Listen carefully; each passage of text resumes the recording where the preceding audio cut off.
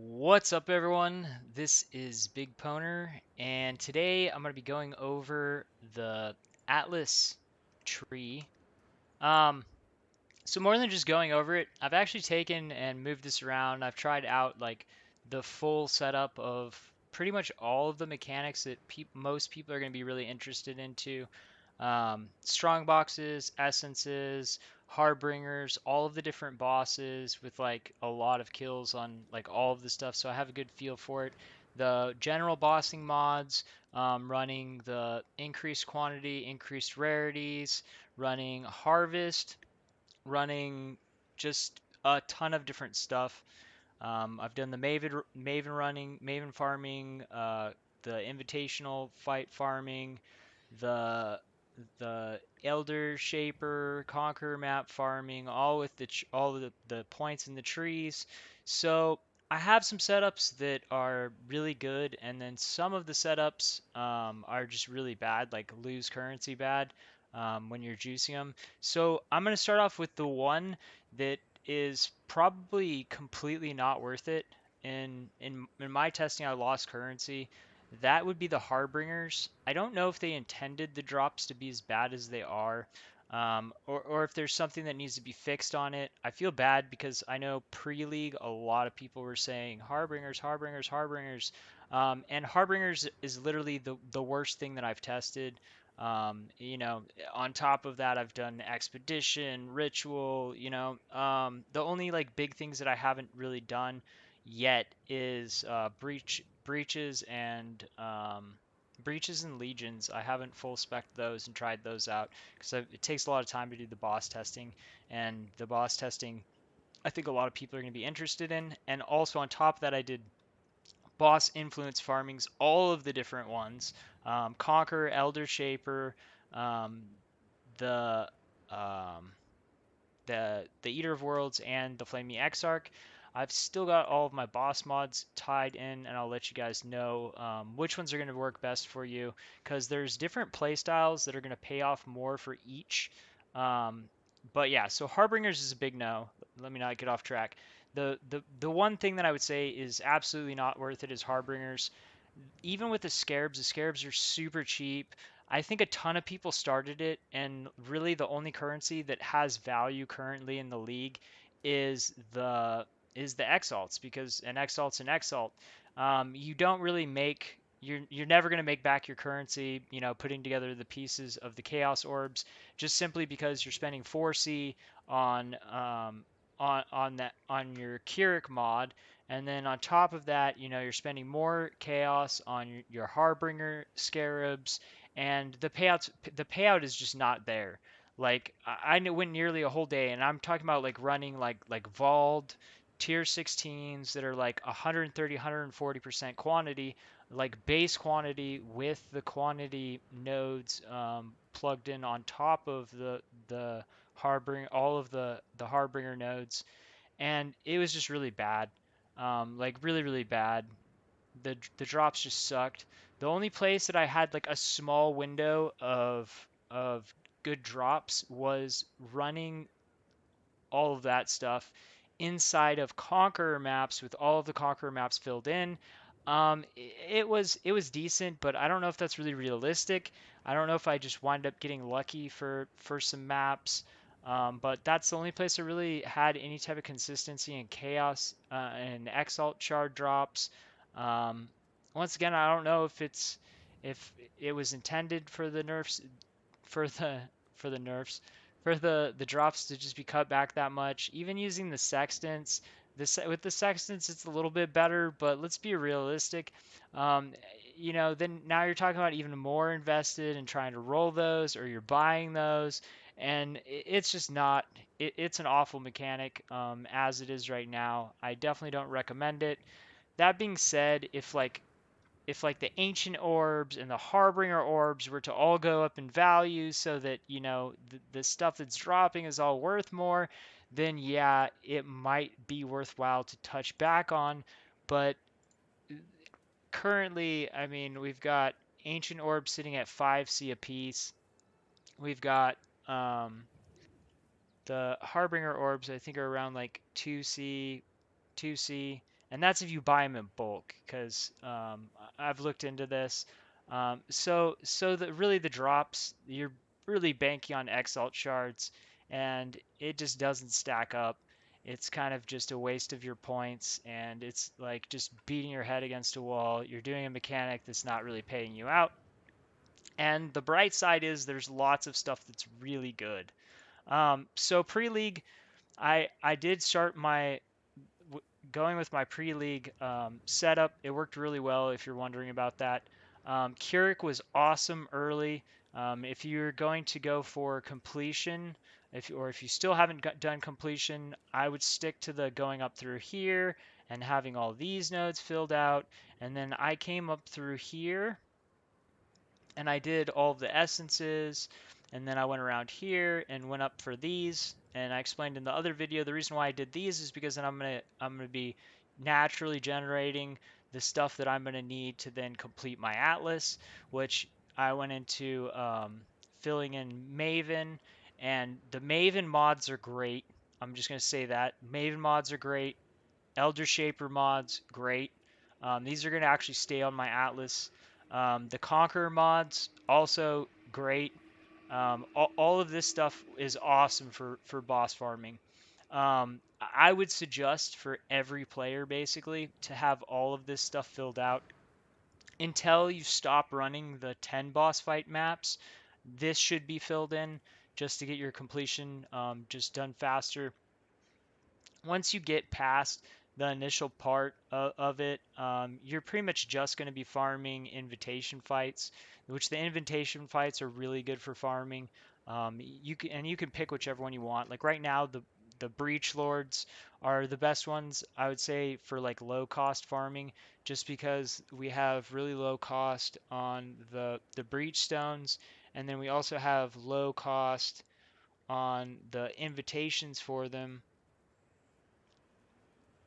They're 10C a piece, which it's one that you can quickly run for 4 stones that are cheap, and then you can do the fight. And if you have over on all of these, if you have all of the Maven nodes, specifically the 20% more splinter drops, and your maps over 75%, it might be 74, I can't remember, but I know if it's over 75%, you get 6 splinters, so that's awesome.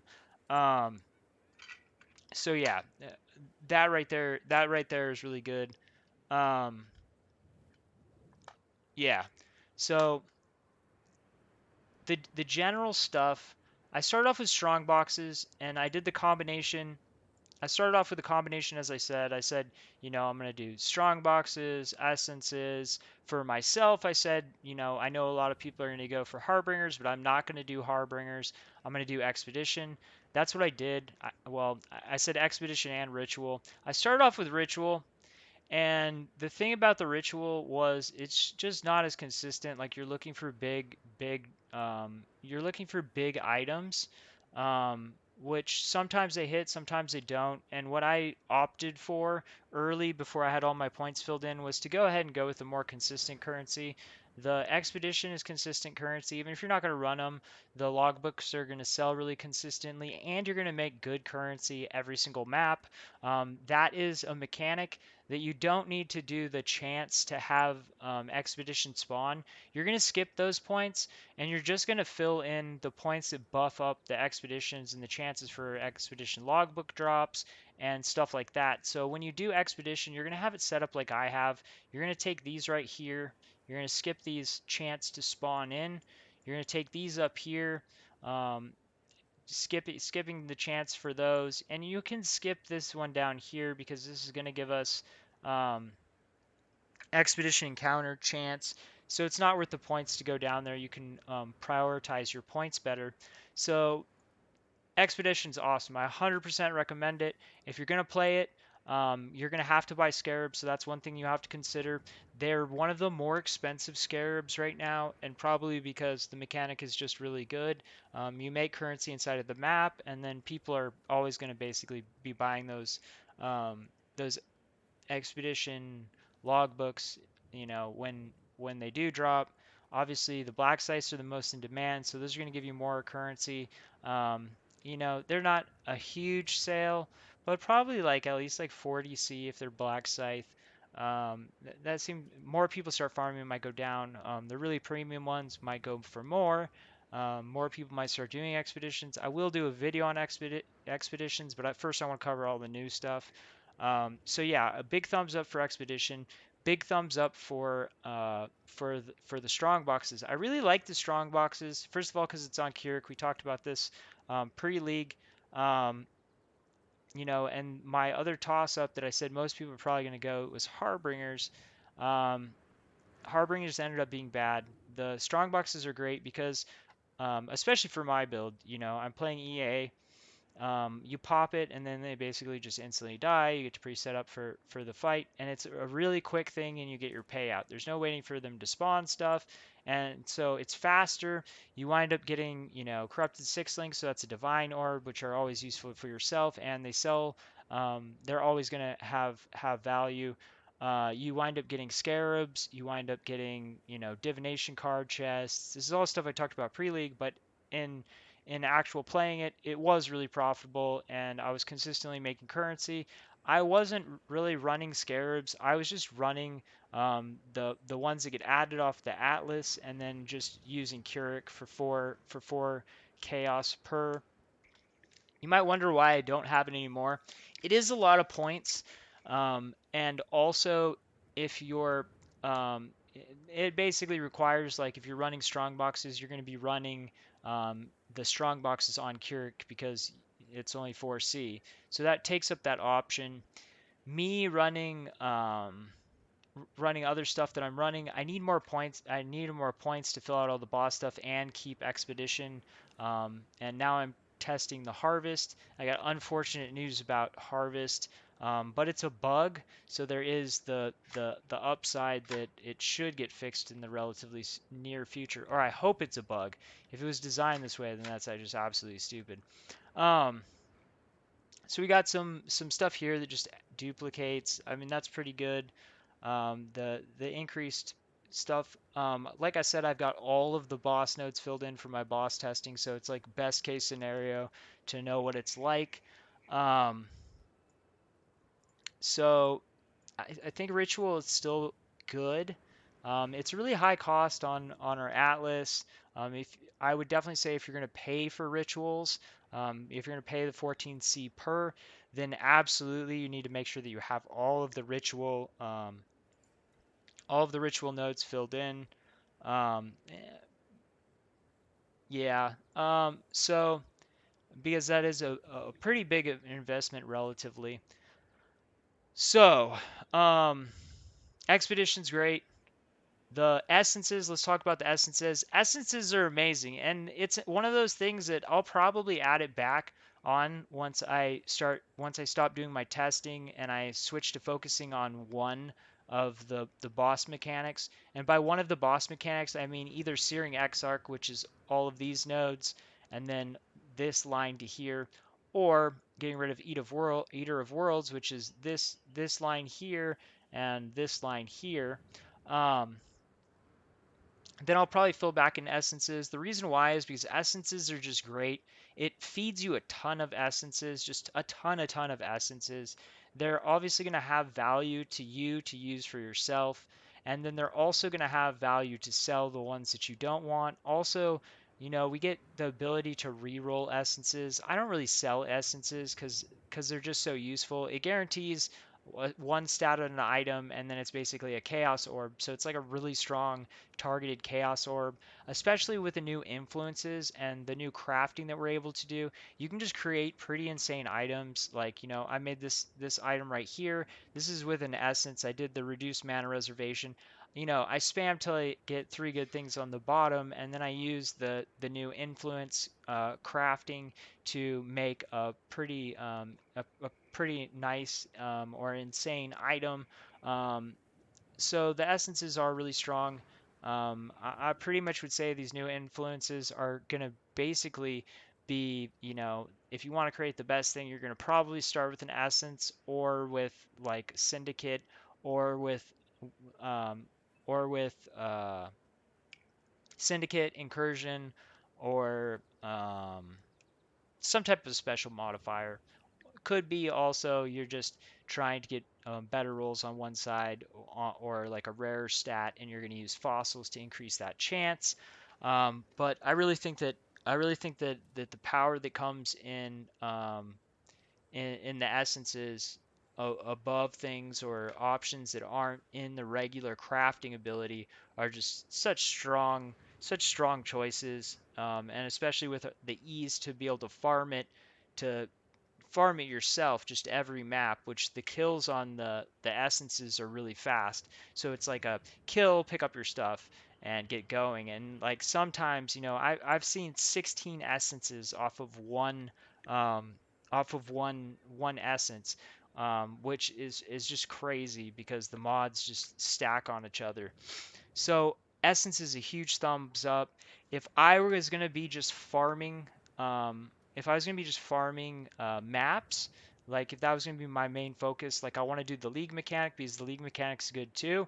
If I was gonna be farming maps, the setup that I think I liked the most, that gave me the most consistent currency, and was just like in every map I was coming back with just a full inventory of stuff that's all just money, was doing full essences, full strong boxes with the Eater of Worlds, all of the nodes for the Eater of Worlds, and then having doing increased rarity, these three ones, increased rarity, because in the Eater worlds you get choices to either buff up the monsters you're killing or buff up the boss, and you're basically just going to take whichever one's more valuable.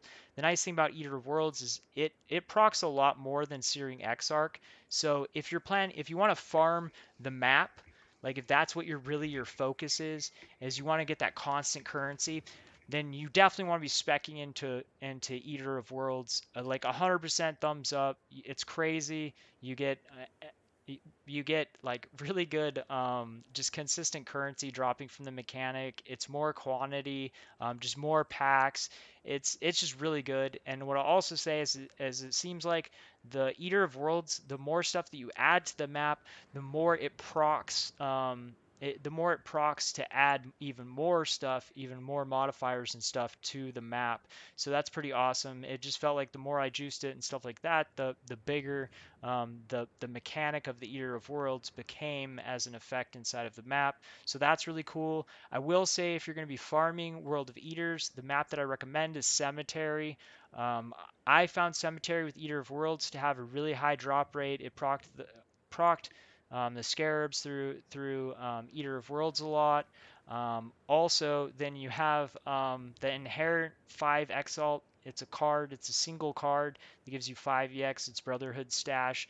That would be my recommendation. That's what I really like. There are other choices. I will say, I did do quite a bit of farming there. I only got one of the Brotherhood Stash, but I like the map because it's a good layout.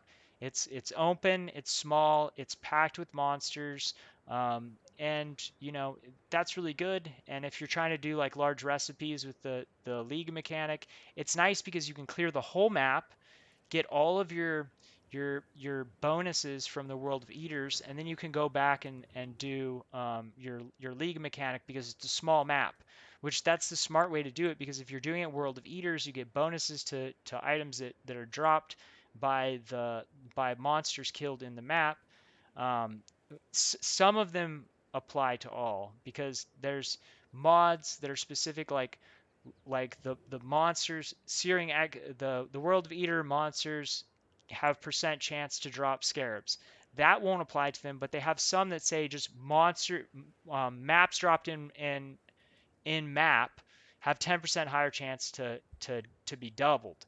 So stuff like that is going to work on that, because everything dropping in the map is going to be eligible for that. So that's something you should pay attention to. Um, Obviously, I probably wouldn't be doing that every map. Like, you want to try and be efficient, but like if you're planning on doing a big recipe pop or something like that, it's probably smarter to wait till the end, till you've cleared everything on a small map like that, because it doesn't waste very much time. Um, Speaking of World of Eaters, how do I feel about the Searing Exarch? This is what I've been testing. Um, the Searing Exarch, the drops are not as good. Just flat out, if you run the same map, same mods, both sides filled out the same way, um, exact same everything else.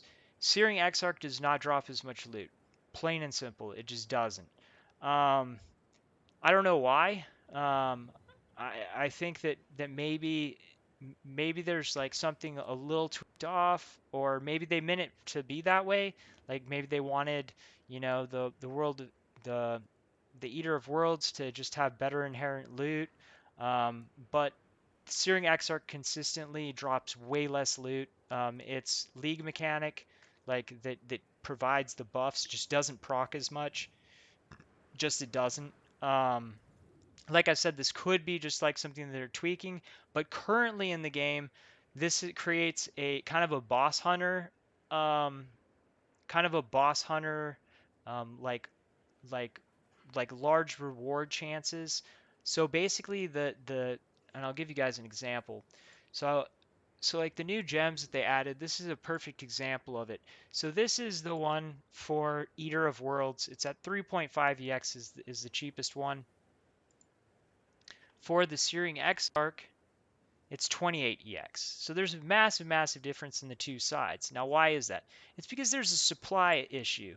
There's a lot more people playing World of Eaters, a lot less people playing Searing Exarch. So all of the drops that are specific to the Searing Exarch are just going to have more value because less people are farming it. Now, there's the trade-off there. Do I want to gamble and go for that really big drop at the end if I hit it? Um, or do I want to just take the consistent currency where I know I'm going to be making currency? That's kind of the choice you have to make on those. I did really good on World of Eaters. That's pretty much how I got geared and stuff like that, and I've got pretty awesome gear. Um, I mean, I'm pretty much close to done with this character. I'll probably get these jewels, and then I'll probably buy like one perfect jewel, and then I'm probably done with this build. And I'll do a final guide on it, and then I will move on to another build. I have several really crazy builds thinking about working on to start as my next one. Like, there's just tons of crazy cool stuff we can do this league. But there's kind of the trade-off there. Do you want to be making currency all the time, or do you want to hope for that big drop? Um, I haven't gotten any of the really big drops from Searing Exarch. I did get a pretty good one from World of Eaters. It was like I sold it for like 60x. I did get a 60x drop from Searing Exarch. That was, but I capped it. I just put it on the Polaric Devastation. Um, so there's that. They do also drop. This is something also to consider. You might give them both a try because the nice thing is like if you're crafting your own gear, the the embers and all the smaller ones, the lessers, the lessers, the graders, the grands, all of this stuff is oopsies. The lessers, the graders, the grands, all this stuff. These are gonna well, they actually do sometimes drop like randomly, pretty much in just any map. But if you really want to farm these, if you want a lot of these to craft specific stuff on gear, you're probably best off to either just buy them or to specifically farm that zone. So if you're not wanting to just buy them and you just want to be able to farm them yourself and then just plink away at your gear, then switch to the one that you need. Um, so that's good there. I want to talk about harvest. Harvest, like some of the crafting that I do, I kind of require harvest nodes. Like I'm trying to, one of the things I have to finish is I have to finish my bow. I've got the top finished and ready to craft, but I'm trying to get my bottom ready to finish and craft. So I need a prefixes cannot be changed. A reroll with prefixes cannot be changed. So I got to farm harvest. So there, like if you want to do a lot of crafting, the harvest is still there, and it's really great that we can just switch in, roll around it, and well here,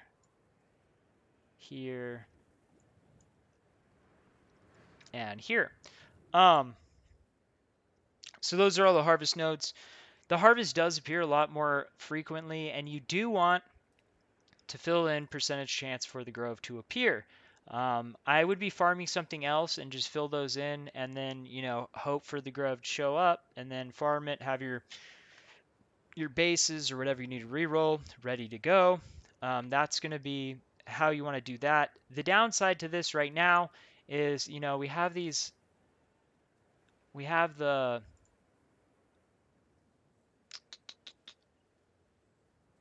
okay, so we have these. Plants harvested in areas are more likely to give less common crafting options. Harvest monsters in areas have 100% more life. Harvest in areas contains at least one crop of purple plants. And they have that for all of the different ones. So blue plants, purple plants. Let me see if I have any more. So the downside to these is you would think when you're looking at this, all right, I tag this onto one of my watchstones, and then I open it, and I'm going to have a harvest. So it's either bugged and they're not spawning because I've used them and not gotten a single harvest, or it's that, it's basically just like a buffer. Like you hope that you hope that you get the harvest, and then then it gets buffed up. That makes no sense to me. That would be pretty awful because uh, you know highly likely that you're going to use that, and no harvest is going to come up, and you will have just completely wasted the sextant. So that doesn't really make much sense to me.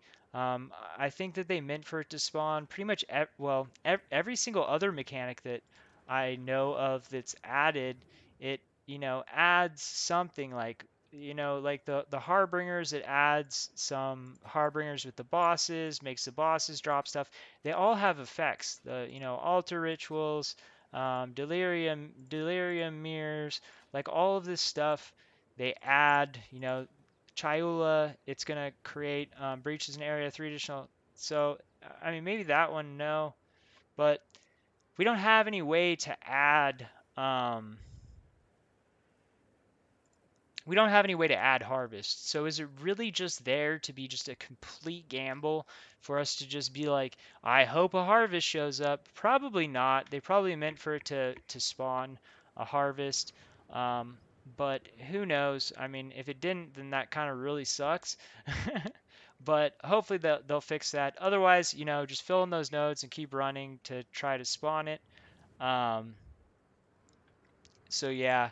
Um, Conquerors are the Conqueror nodes. These are kind of just like an all the time. Like I would honestly recommend, the or the elders. We've got the elders. These are drop chances. These are absolutely. I like to just have these in because I'm gonna get the map generation if I'm gonna be doing any if I'm going to be doing any of these maps or the big fights, you're gonna want those filled in. That's a pretty big deal right there. 10% chance to drop the Watcher's Eye. The Shaper's Eye drops 3 Shaper's item. Um, these are pretty important. You could wind up dropping these if you're just going to get your completion on Uber, and then you're just going to be like, all right, I'm done. Then you could drop this stuff. Um, but these are definitely going to help you build up maps, get more fragments. It can essentially double the amount of fragments you get for a fight, because you get the join on into their maps, which is awesome. Even if you wind it up being like, I kind of don't really like doing the shaper because after you've beat it, unless you're planning on doing Uber, there's not really any point. A lot of people don't like doing it. Um, that's why the fragments for Uber for the Shaper are so much more. Um, but you could drop the Shaper one if all you want to do is farm the Elder and go for Watcher's Eyes. But then you're definitely going to still want this tagged in anytime you're killing one of the bosses. As far as Maven, if you're going to be doing Maven, doing her fights, you absolutely want this. This is for your invitational fights. You should really capitalize on your invitational fights. You do get points for doing these fights, but then on top of that, like I said, if your invitation's 75% quantity or more, you're gonna get 6 splinters, which that's 60% of a Maven's invitation, which is like yesterday was like 1.5 EX. Today I think it's a little bit less. I think it's gone down some, which doesn't make the most sense to me. Um, she still drops a lot of currency and stuff. Oh, all right. So yeah. Oh yeah. So it's at one EX. So that's not bad, but that would basically mean 60. It'd be like 60% of that. So 72C for for each invitational you complete just in Maven Splinters, guaranteed. All you have to do is have over 75%. So that's a really important node. This one over here, 25% chance to duplicate the orbs of conflict. That's a pretty big deal. Um, 20 the orbs of conflict started off pretty low, but they're going up.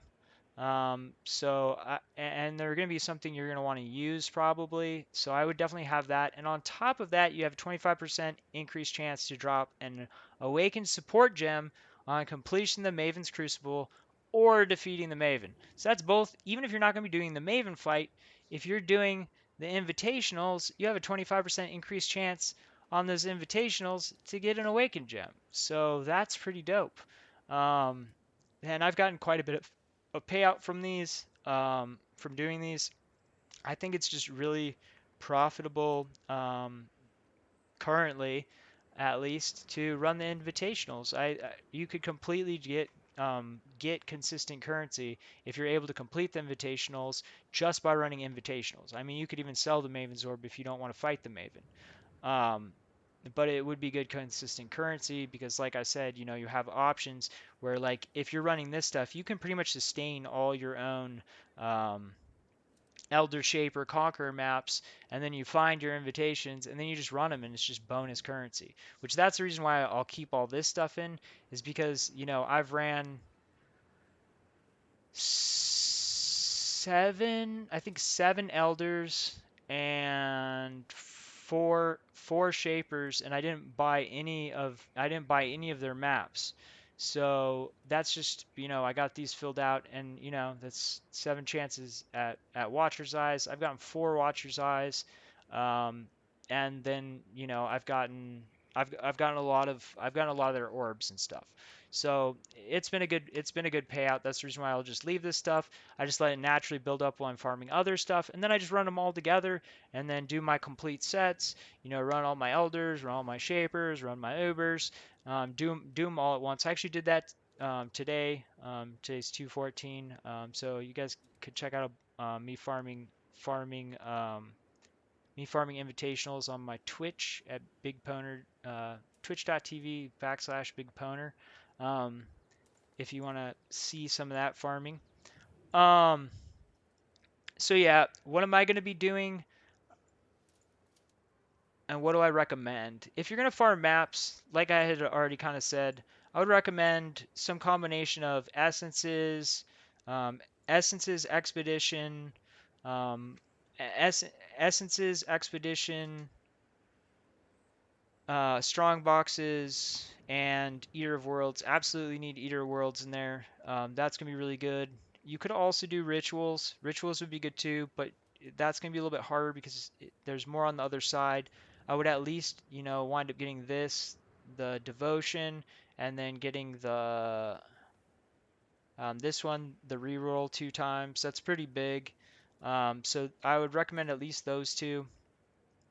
Realistically, I think that the rituals would tag better on this side just because of their location. It's going to take you less points. And the most consistent stuff, I would say, just for quick stuff to earn currency, is strong boxes and essences. So then pick something else that you like, and add that in, and that's going to give you like that just base all the time I got currency. Um, I think that that's a really way to do it. Just make sure that if you're going to be trying to generate most of your currency from the map, go with Eater of Worlds. Um, the other side of that is if you kind of just want to run through the map and you don't want to add anything to it, or you want to minimally kill stuff, I would say probably going Searing Exarch is going to be better. You're going to have less of the pillars to interact with. Um, I think it's going to be faster. Realistically, though, to speed run like that, just to run through maps, you should build up a stockpile of maps to do that. Like, I've had to slow down my Exarch farming quite a bit just because I just don't have the maps. For Searing Exarch, I'd say, I mean, this map's good for either one. But if you're planning on just trying to go fast, a straight map like Strand map would be really good. Just avoid anything that's really long. There's other good type maps. Dune map is another good one. Cemetery you could still do is a good one. Unfortunately, like Cemetery is going to be won't hit tier 16 until it's a until you have all of your stones. So there is that downside if you're trying to get into the T16s faster.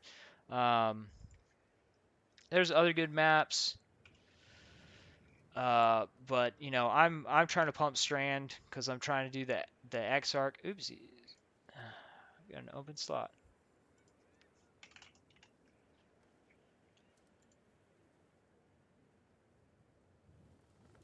But Strand's up at the top, so you're gonna have a high level on that early. Um, but yeah, so those are pretty much the ones. Ashen Woods is another good one that's like small. City Square's another good one. It's kind of like just like a circle, and then there's like a center area. Any of those types of maps are going to be really good. There are maps with good inherent loot that I'd stay away from if you're trying to go fast. Like Precinct, it has inherent divination cards that have exalts. But honestly, like